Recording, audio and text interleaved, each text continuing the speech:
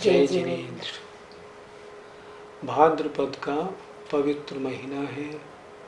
हम सबकी भावनाएं स्वभावतः धर्म की ओर इन दिनों बढ़ जाती हैं। चैनल पर भी पाठशाला के प्रोग्राम में हम इन दिनों आपको षोडश कारण भावना के बारे में जानकारी दे रहे हैं। 3 भावनाओं की जानकारी हो चुकी: दर्शन विशुद्धि, विनय संपन्नता, शील वृत्तेश्वरति 4। आज क्रम है अभीक्षण ज्ञानोपयोग का। तो आइए आपको इसका परिचय देते हैं। अभीक्षण ज्ञानोपयोग किसे कहते हैं, क्या मतलब हुआ? अभीक्षण माने निरंतर और ज्ञानोपयोग माने ज्ञान में उपयोग का लगाए रहना। आत्मा का लक्षण है उपयोगो लक्षणम। आत्मा उपयोग वाला है। आत्मा का उपयोग कहीं न कहीं तो लगेगा ही।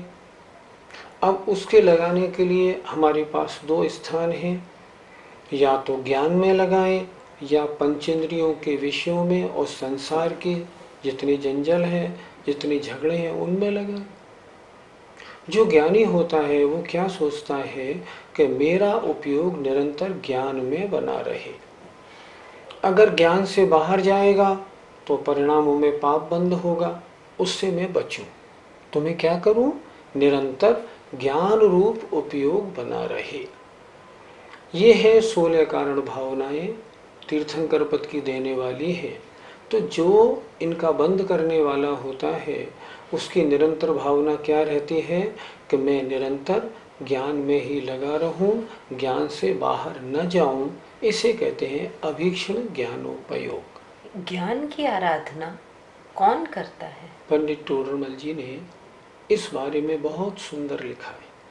उन्होंने लिखा है, जिनका पूर्व जन्म का संस्कार हो और जिनकी आगे भली होनहार होए, उन्हीं जीवों का मन ज्ञान में लगता है।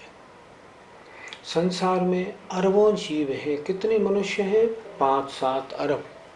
कितने ज्ञान की आराधना में लगे हैं? कोई बिरले। और शेष लोग क्या करते हैं? धन कमाने में लगे हैं, पंचेंद्रियों के विषयों में लगे हैं, इधर उधर के झगड़े में, अपनी मान मर्यादा में और जगह तो लगे हैं, लेकिन ज्ञान में उपयोग लगाना किसी का मन नहीं बनता। कितना सुंदर लिखा है उन्होंने, जिनका पूर्व जन्म का संस्कार हो और आगे भली होनहार हो, उनका मन ज्ञान की आराधना में लगता है। पूजा में हम क्या कहते हैं? ज्ञानाभ्यास करे मन माही, ताके मोह महातम नाही। जो ज्ञान का अभ्यास मन से करते हैं उनके मोह रूपी अंधकार नष्ट हो जाता है। शास्त्रों में ज्ञान की बड़ी भारी महिमा है। वो कहते हैं, ज्ञान समान न आन जगत में सुख को कारण। ज्ञान के समान अन्य कोई इस संसार में सुख का कारण नहीं है। यह परमामृत, ये परम अमृत है। कैसा है? जन्म जरा मृत रोग निवारण। जन्म जरा माने बुढ़ापा, मृत माने मरण, और रोग इन सबको दूर करने वाला है। तो जिसे इनको दूर करना हो, जिसे आत्म कल्याण करना हो, वो ज्ञान की आराधना करते। सुख 2 प्रकार के, एक विषय सुख, एक आत्मिक सुख। अज्ञानी को आत्मिक सुख की पहचान ही नहीं। ज्ञानी को विषय सुख जानता है पर हे मान के छोड़ता है। अज्ञानी विषयों में सुख मानकर उसमें लगा रहता है, और ज्ञानी अपने आत्म परिचय में आत्मा का ज्ञान करने में आनंद मानता है और आत्मिक सुख में डूबा रहता है। इसलिए ज्ञानी है तो ज्ञान की आराधना करेगा, अज्ञानी को ज्ञान की आराधना से क्या लेना देना। हम इसको यूं भी कह सकते हैं, अगर हम ज्ञान की आराधना में अपना समय लगाते हैं तो हम ज्ञानी हैं, और बजाय ज्ञान की आराधना के अन्य सांसारिक विषयों में अपना मन लगाते हैं, ज्ञान की ओर नहीं झुकते, तो अभी अज्ञानी है, मिथ्या दृष्टि है, अभी हमें वास्तविकता का परिचय ही नहीं। ज्ञानोपयोग में निरंतर मन लगाना क्यों आवश्यक है? देखो, 4 गतियों में मनुष्य गति और मनुष्य गति में ये अच्छी पर्याय और दिगंबर जैन धर्म पाना बहुत दुर्लभ है। बड़े भाग्य से हमको ये सब चीज़ें प्राप्त हुई हैं। अब हमें करना क्या है? किसी तरह संसार का जो परंपरा चली आ रही है इसका हमें छेद करना है। उन्होंने क्या कहा प्रश्नोत्तर रत्नमालिके में? त्वरितः किम कर्तव्यम विदुषाम संसार संतति छेद। विद्वानों को तुरंत क्या कार्य करना चाहिए? अनादि संसार की परंपरा का छेद। अनादि संसार की परंपरा चली क्यों आई? क्योंकि अज्ञानवशात। और अगर अनादि संसार की परंपरा का छेद करना है तो कैसे होगा? ज्ञान के द्वारा। सम्यक्त प्राप्त करना हो तो कैसे होगा? पहले ज्ञान प्राप्त करें। जीवादिक तत्व क्या है, 9 पदार्थ क्या है, भेद विज्ञान क्या है, इसका ज्ञान करेंगे तब तो श्रद्धा और सम्यक्त को प्राप्त करेंगे, नहीं तो कैसे होगा? चारित्र को धारण करना है तो भी पहले ज्ञान करना पड़ेगा। इसलिए आत्म कल्याण का कोई भी कार्य करना हो, शुरुआत उसकी ज्ञान से होगी, अन्यथा कुछ नहीं। वास्तव में सुख है तो इसी में है। अनंत काल में ऐसा ज्ञान का अवसर नहीं मिला जो आज मिला है, इसलिए ज्ञान प्राप्त जितना बन सके उतना करें। आजकल सबका जीवन बहुत व्यस्त है, सब अपने रेगुलर कार्यक्रम में बहुत ज़्यादा लगे रहते हैं। ऐसे में अपना समय ज्ञान के लिए कैसे निकालें, ज्ञानोपार्जन के लिए? समय कहाँ लगाया जाता है? जहाँ हमें मालूम पड़ता है इसकी उपयोगिता है। अगर हमें ये ज्ञान हो जाए ना कि आत्म कल्याण के लिए ज्ञान प्राप्ति की उपयोगिता है, तो समय निकलेगा कि नहीं? जरूर निकलेगा। हम सोचते हैं शरीर स्वस्थ रहना चाहिए, हम शरीर के लिए समय निकालते हैं। हम सोचते हैं माता पिता की सेवा आवश्यक है, हम उसके लिए समय निकालते हैं। हम सोचते हैं अखबार देखना, टीवी पे न्यूज़ देखना जीवन के लिए जरूरी है, हम उसके लिए समय निकालते हैं। हम सोचते हैं जीवन में पैसा बहुत जरूरी है, हम पैसे के लिए समय निकालते हैं। जो युवा लोग होते हैं वो सोचते हैं खेल कूद करके अपनी बॉडी फिट रखनी है, वो खेल कूद के लिए समय निकालते हैं। तो जिनको अपनी आत्म कल्याण की चिंता है वो ज्ञानार्जन के लिए समय निकालते ही निकालते हैं। हमने ज्ञानार्जन के लिए समय क्यों नहीं निकालते? क्योंकि हमें इसकी उपयोगिता नहीं मालूम पड़ी, इम्पोर्टेंस नहीं पता। जिस दिन हमें ये मालूम पड़ जाए कि ज्ञान जीवन के लिए जरूरी है, इसके बिना कुछ होने वाला नहीं। हम पूजा करेंगे, ज्ञान के बिना पूजा व्यर्थ। सोचो, पूजा हम कर रहे हैं और पूजा का अर्थ नहीं मालूम। नित्या प्रकंपाद्भुत केवलौघा में हम 64 रिद्धियां पढ़ रहे हैं रोज, एक भी रिद्धि का अर्थ नहीं मालूम। क्या आनंद आएगा? कुछ नहीं। हम पूजा करें, हम स्वाध्याय करें और मान लो हमें नॉलेज नहीं हो, महाराज का प्रवचन हो रहा है, हम महाराज की शक्ल तो देखेंगे, समझ में कुछ भी नहीं आएगा। हम सामायिक करें, हम जाप दें, जाप देने में भी अगर भेद विज्ञान नहीं है तो जाप में मन लगेगा कैसे? उपयोग तो हमारा सांसारिक झगड़ों में उलझा हुआ है ना, तो जाप देंगे तो भी मन वहीं जाएगा। इसलिए इन सब का जो मेन है वो है ज्ञान।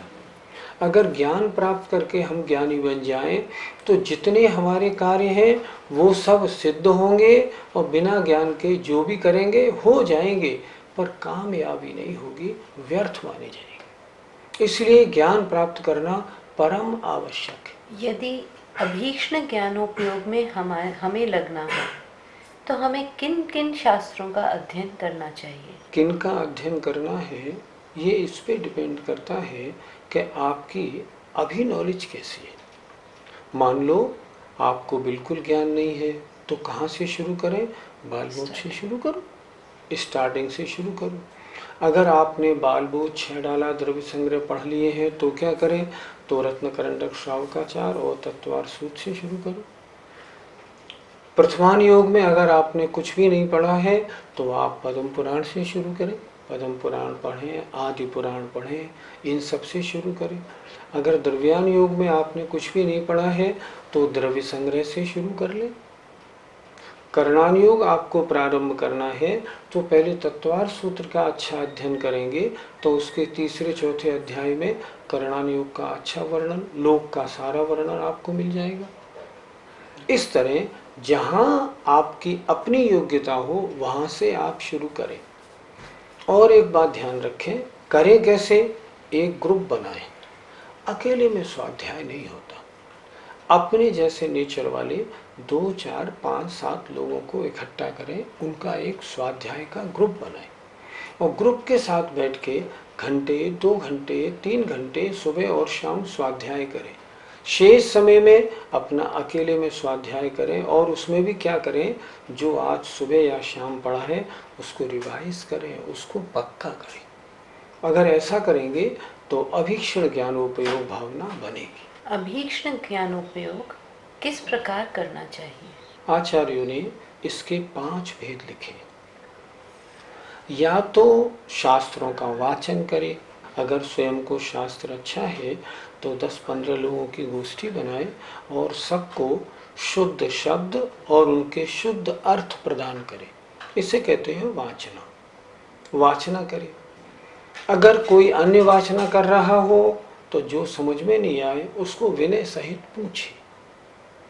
आपने कहा विसंयोजना, इसका क्या अर्थ होता है?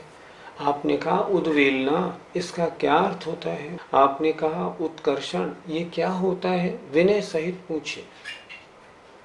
और क्या करें? जो स्वाध्याय किया हो उसका बार बार चिंतन करें। आज के स्वाध्याय में इस शब्द का ये अर्थ बताया था, इस शब्द की ये परिभाषा बताई थी, इसके इतने भेद बताए थे, उनके भेदों का चिंतन करें। और क्या करें? उनका निरंतर पाठ करें। मान लो आपको समय सार पढ़ना की रुचि हुई और आपने समय सार पढ़ा, लेकिन अगर आपने समय सार की गाथाएं याद नहीं की ना तो समय सार आपको याद थोड़ी हो पाएगा। फिर तो आप इतना बोलेंगे समय सार में क्या है? समय सार में आत्मा के शुद्ध स्वरूप का वर्णन है। क्या वर्णन है ये आप क्या बताएंगे? इसके लिए क्या करना पड़ेगा? गाथाएं याद करनी पड़ेंगी, इसलिए गाथाओं का उच्चारण करें। अगर मान लो 400 सवा 400 गाथाएं याद नहीं कर सके तो उसमें से 25-50 गाथाएं जो खास खास हैं, जो अपने में रोमांच कराने वाली हैं, यानी ऐसी गाथाओं को लिख ले और उनको याद करें। ऐसा करें। और क्या करें? जब भी अवसर होना धर्म का उपदेश दे। आज संसार में अधिकांश लोग अज्ञानी हैं, उनको धर्म का परिचय नहीं। चित्त में करुणा बनाए, मुझे बड़े भाग्य से कुछ मिला है, गुरुओं की कृपा से मुझे कुछ प्राप्त हुआ है, इन सब लोगों को जो मुझे मिला है मैं प्रदान करूं, ऐसी भावना बनाए और ऐसी भावना बना के धर्म का उपदेश दे, उनको धर्म समझाए, उनके जीवन में धर्म उतारने का प्रयत्न करे। इस प्रकार अभीक्षण ज्ञानोपयोग या ज्ञानोपयोग 5 प्रकार से किया जाता है। वर्तमान में ज्ञानाभ्यास में कमी क्यों आ रही है, इसके बारे में आपकी क्या राय है? हम क्या अपनी राय दें? ज्ञान के अभ्यास में कमी आने का सबसे प्रमुख कारण है प्रमाद। जो लोग रिटायर्ड हैं वो लोग भी आलसी हो गए। क्या करते हैं? घर में बैठे रहते हैं, दुकान पे जाके एक कोने में बैठ जाते हैं, अपना मन लगाते रहते हैं, अपना समय यूं ही वेस्ट करते। क्यों अपना समय वेस्ट करें? बच्चे कमाने लगे हैं, अब आपकी आवश्यकता नहीं, अब आप क्या करें? अब यहाँ से हटें और ज्ञान में अपना मन लगाएं। पर नहीं, प्रमाद है। उसका एक कारण वही है, उपयोगिता नहीं समझते। दूसरी बात, टीवी में सब आजकल घंटे, 2 घंटे, 3 घंटे सब देते हैं। जितना आदमी साइंटिफिकली प्रोग्रेस कर रहा है उतना ज्ञान से हट रहा है, ऐसा? हट रहा है, बिल्कुल ठीक बात है। एक कारण है मोबाइल फालतू, इस दोस्त को मिलाया, उस बच्चे को मिलाया, तुम क्या कर रहे हो, तुम कहाँ जा रहे हो, तुम किधर आ रहे हो, अपना टाइम खराब करते हैं। टीवी में लगाते हैं, मोबाइल में लगाते हैं, सबसे बड़ा कारण है अर्थ का लोभ। अगर उन्हें भाग्य पे भरोसा नहीं है, अरे लाभांतराय का जितना क्षोभ होगा उतना मिलेगा, मैं तो 8 घंटे व्यापार करूंगा, अगर ऐसा निर्णय बनाए सो नहीं, ज़्यादा समय देने से ज़्यादा कमाई हो जाएगी, ऐसा सोच के अर्थ लोभ के कारण वो उसमें व्यस्त हो जाते हैं। ये बहुत बड़ा कारण है। आज युवाओं में ज्ञानाभ्यास क्यों नहीं देखा जाता? इसका मुख्य कारण है आज इस समय लौकिक शिक्षा की प्रधानता हो गई। आज जितने बच्चे युवा हैं 25 वर्ष तक बहुत टेंशन, स्कूल पढ़ने जाते हैं अलग, उसके बाद ट्यूशन जाते हैं, कोचिंग करते हैं और फिर होमवर्क करते हैं, उनके पास 1 मिनट टाइम नहीं। हमने देखा बहुत से महाराज जहाँ जहाँ चातुर्मास वगैरह करते हैं वहाँ पाठशाला खुलवाते हैं, लोगों से कहते हैं भैया इसमें अपने बच्चों को भेजना, पर वो लोग अपने बच्चों को नहीं भेजते। ना माता पिता बच्चों को भेजना चाहते हैं, ना बच्चे आना चाहते हैं। माता पिता क्या कहते हैं, कैसे आए, 2 ट्यूशन है, 1 कोचिंग है, 95% मार्क्स लाने हैं, बेचारे को बहुत मेहनत करनी है, कैसे आए। इसलिए युवा समय नहीं, लोगों का सारा समय उसमें जा रहा है, उसमें लोग व्यस्त हो रहे हैं। ऐसे में ज्ञान उपयोग के लिए उनका मन नहीं बनता। हमें क्या करना चाहिए, हमें ये मानना चाहिए ये सब चीज़ें ज़रूरी हैं, अर्थ कमाना ज़रूरी है, बच्चे का पढ़ना भी ज़रूरी है, कोर्स लौकिक कोचिंग सब ज़रूरी है, लेकिन आत्म कल्याण के लिए ज़्यादा नहीं, कम से कम मात्र आधा घंटा तो ज़रूरी है ही है। अगर इतना भी हम बनाएंगे तो ज्ञान का अंकुर जमा रहेगा, और जब भी बड़े होंगे ना वे ज्ञान उपयोग की ओर उनका रुझान बनेगा। समय हो गया है। जय जिनेंद्र।